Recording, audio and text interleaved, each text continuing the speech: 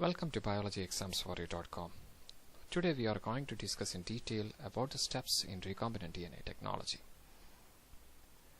First of all, we will start with definition. In this video, we will be going through all the processes in detail.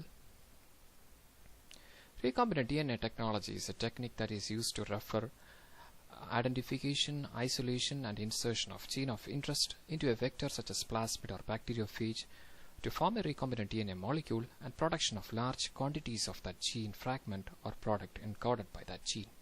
We'll be going through different steps in detail in this presentation.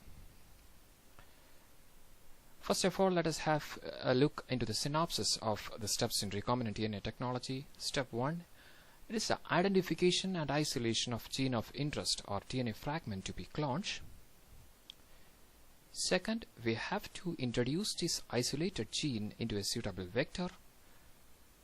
Then we need to introduce this vector into a suitable host. The process is called as transformation.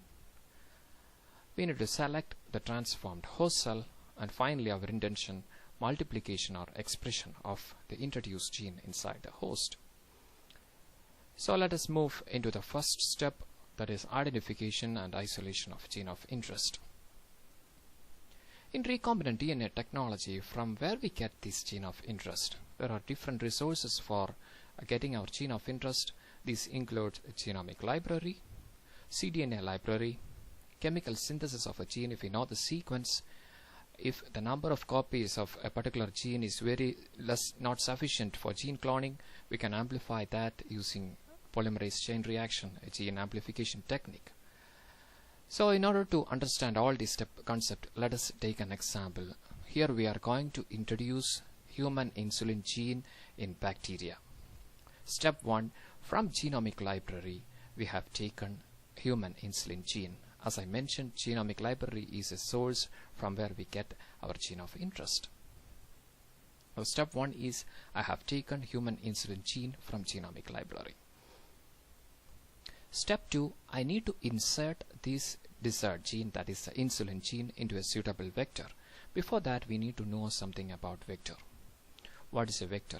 Vector is any DNA molecule that has the ability to replicate inside the host to which our gene of interest has integrated for cloning. Vectors include plasmids, bacteriophage, bacteriac, etc. You can refer our video gene cloning vectors for more.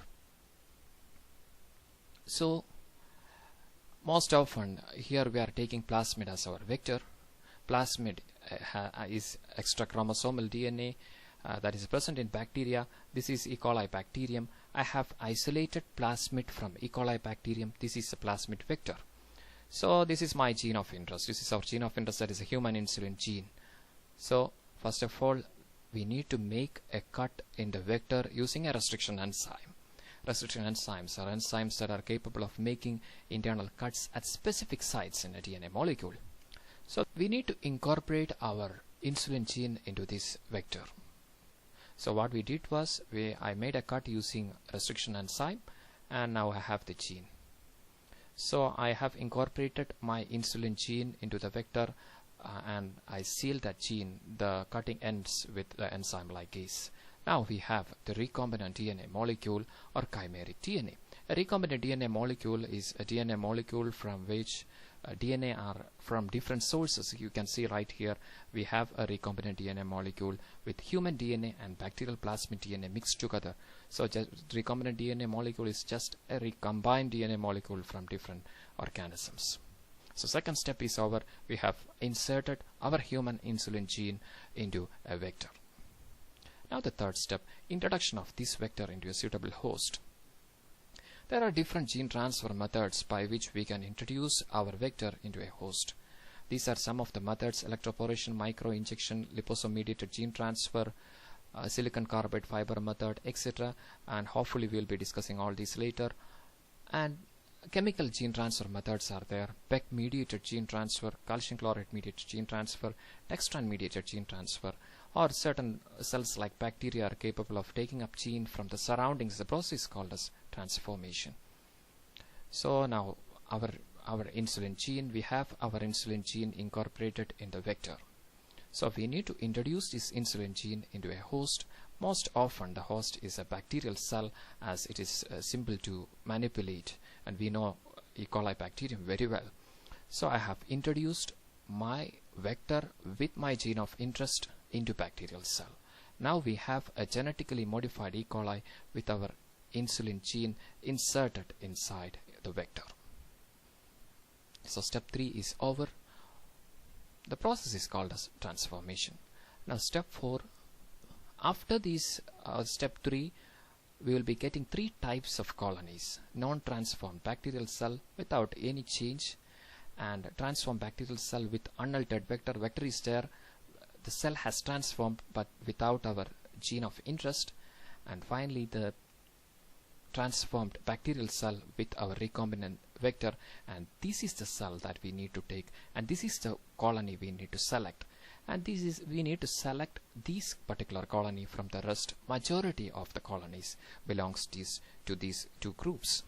So there are different ways by which we could select these, maybe by growing in antibiotic resistance in a selective medium, or this gene may be coding for some characters that are visible, or maybe if it is an enzyme, we will be adding some substrate, we will be getting some color in some colonies in which we will be having our gene of interest, maybe by Golding hybridization, blotting test, etc.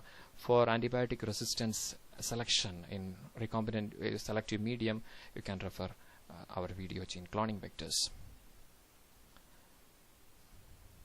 Final step is multiplication or expression of the introduced gene in the host. So as I mentioned in the first slide, our intention is to make as many copies of that particular gene, or I need to make that gene product to be synthesized inside the bacterium.